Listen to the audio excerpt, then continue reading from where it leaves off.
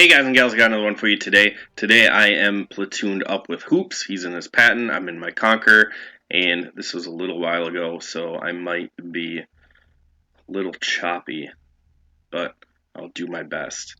We're on Abbey, Team Destruction, which is nice because I don't know why Abbey's so small, but this map is like one of the maps that I get capped on the most.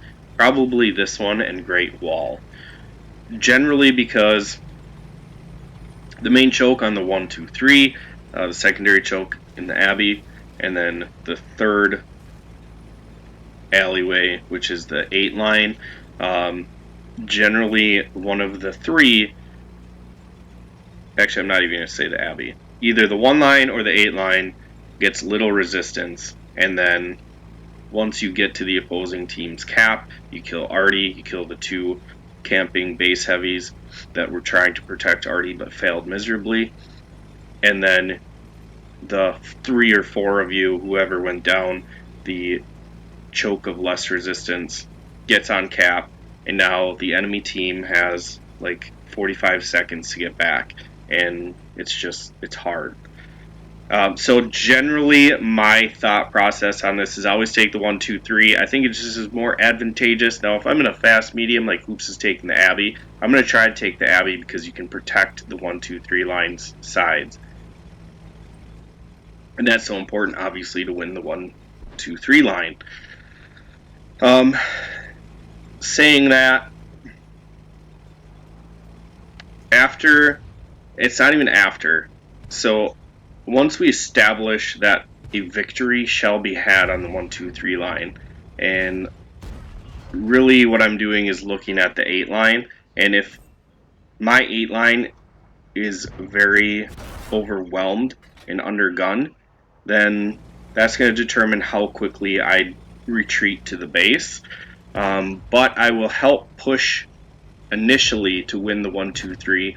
I'll just leave some red tanks that are beat and bruised. Hopefully my team can defeat them, which sadly there's been plenty of times where I left 4 greenies to beat 2 badly bruised and beaten, battered red tanks, and they failed.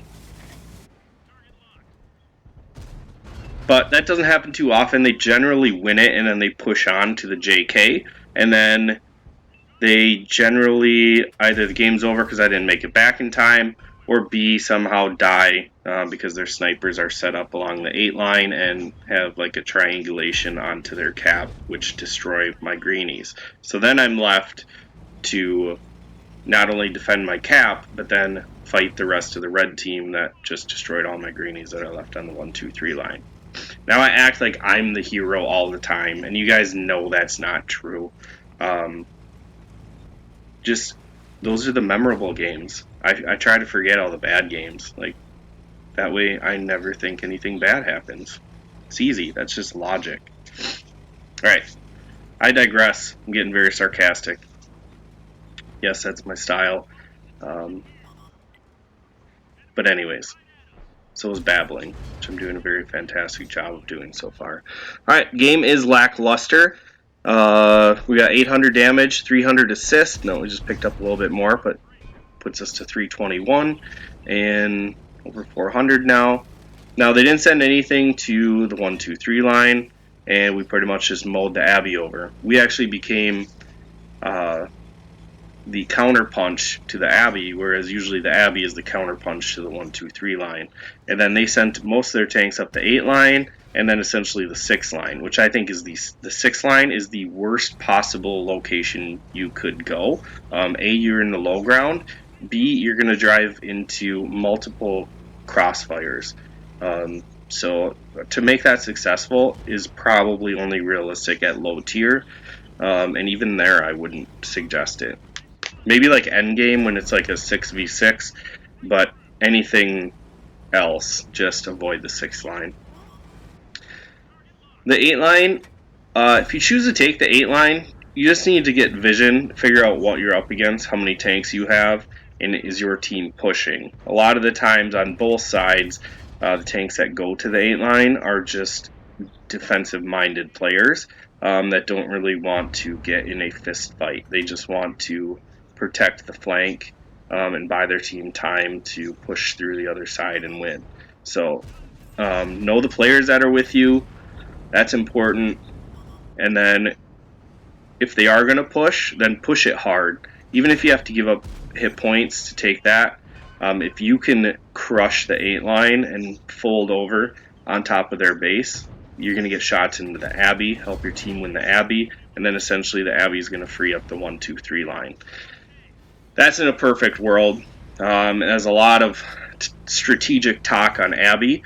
And it's just hard, obviously, because it's a small map. There's a lot of gun angles. There's a lot of important places to be. You can't be in all of them at once, so you have to rely on your teammates, and your teammates are so hard to rely on sometimes. But we've quickly made this into a pretty strong game. We're up to 3,000 damage now, 1,700 assisted. Get a shot into the back of that 257. Unfortunately, I lose hoops to the 432, which was up on top.